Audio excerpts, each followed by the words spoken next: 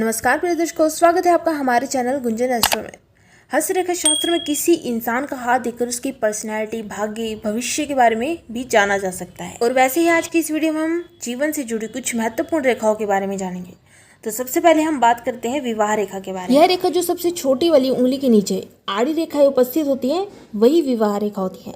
और यह रेखा जितनी साफ होगी, वैवाहिक जीवन उतना ही उत्तम होता है। अगर यह रेखा ऊपर या नीचे की तरफ जाए, मतलब कि ऊपर की ओर जा रही है इस प्रकार से, या फिर किसी की हथेली में यही विवाह रेखा नीचे की ओर हृदय रेखा को भी काट देती हो, तो यह उत्तम नहीं होता, क्योंकि इस स्थिति में व्यक्ति विवाह से जुड़ी समस्या में ही घिरा रहता है। और यदि यह रेखा टूट जाए तो विवाह विच्छेद का कारण बनता है। और वैसे ही समुद्र शास्त्र के अनुसार हथेली में बुध पर्वत पर खड़ी खड़ी छोटी छोटी रेखाएं होती हैं, जो खड़ी रेखाएं होती हैं। और अंगूठे के नीचे यानी कि शुक्र पर्वत के पास भी जितनी भी छोटी रेखाएं होती हैं, वह संतान रेखा के रूप में जानी जाती है। इन रेखाओं से संतान सुख का विचार किया जाता है। जितनी भी इनमें हल्की रेखाएं होती है, वह कन्या संतति के बारे में बताती हैं। और जो गहरी रेखाएं होती हैं, वो पुत्र संतति के बारे में बताती हैं। विवाह रेखा और संतान रेखा के बारे में विचार कर लिया। अब हम बात करेंगे रोजगार रेखा के बारे में।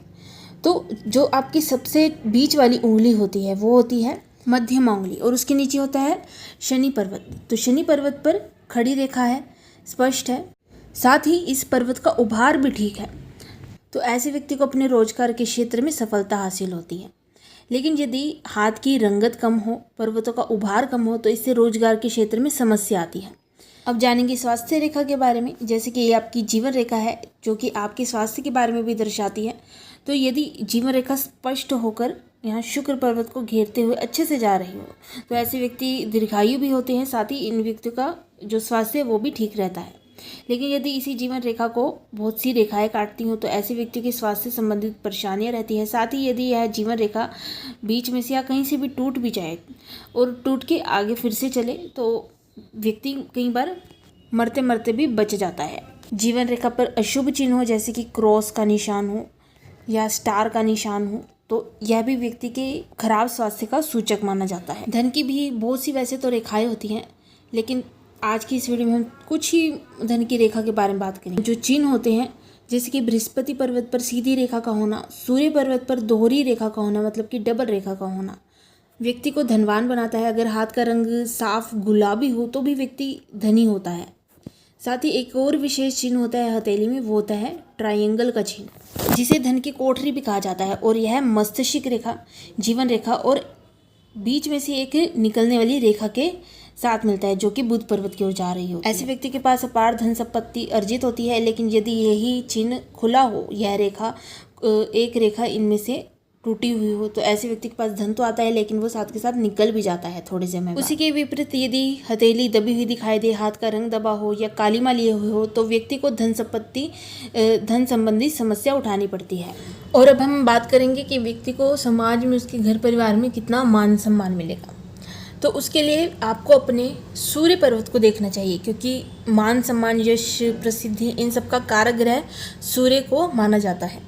और जैसे कि आपकी लिटिल फिंगर के साथ होती है अनामिका उंगली, और उसके नीचे होता है ये सूर्य पर्वत। यदि यह सूर्य पर्वत आपका ठीक उभार लिए हुए है, अच्छी स्थिति में है, इस पर्वत पर खड़ी रेखा भी है, लेकिन ध्यान रखिएगा कि इस रेखा को कोई अन्य रेखा आकर ना काटती हो, तो यह काफ़ी शुभ स्थिति होती है। ऐसे में व्यक्ति को उसके घर परिवार और समाज में काफ़ी मान सम्मान मिलता है। साथ ही इन लोगों की प्रभावशाली वाणी होती है। अपनी वाणी से सामने वाले को प्रभावित भी कर लेते हैं, और सामने वाला इनसे सलाह लेना, इनकी बातें सुनना भी पसंद करता है। लेकिन उसी के विपरीत यदि इस रेखा को अन्य रेखाएं काटती है या फिर सूर्य पर्वत दबा हुआ हो, तो ऐसे लोगों का समाज में, घर परिवार में मान सम्मान नहीं होता। यदि कोई करता भी है, मान सम्मान देता भी है, तो पीठ पीछे इनकी बुराइयां ही करता है। ऐसा ही इस पर्वत पर तिल का होना भी यही बताता है कि पीठ पीछे ऐसे लोगों की काफ़ी बुराइयां और निंदा होती है। अब जानेंगे भाग्य रेखा के बारे में। हस्तरेखा के बारे में हस्तरेखा शास्त्र के अनुसार अगर किसी व्यक्ति की हथेली पर भाग्य रेखा उसके मणिबंध से शुरू होती हो, यानी केतु पर्वत से शुरू होती हो, और सीधी जाती हुई शनि पर्वत पर जाकर मिल जाती हो, तो ऐसे व्यक्ति भाग्य के धनी होते हैं। इन लोगों के सभी काम बहुत ही आसानी के साथ संपन्न हो जाते हैं। साथ ही इनके जीवन में परेशानी भी बहुत कम होती है। ऐसे लोग अपने कार्य क्षेत्र में तरक्की करते चले जाते हैं। लेकिन ध्यान रखिएगा हर बार की तरह कि इस भाग्य रेखा को भी अन्य रेखा आकर ना काटती है, भाग्य रेखा बीच में से ना टूटी हुई हो, और साथ ही यह भाग्य रेखा शनि पर्वत की उंगली तक भी ना जाती हो, क्योंकि यदि यह रेखा शनि पर्वत के ऊपर तक भी चली जाए तो इसके दुष्प्रभाव देखने को मिलते हैं। इसी के साथ फिर मिलेंगे एक और नई वीडियो के साथ। आशा करते हैं आपको वीडियो पसंद आई होगी। वीडियो पसंद आए तो इसे लाइक और चैनल को सब्सक्राइब करना ना भूलेगा। धन्यवाद।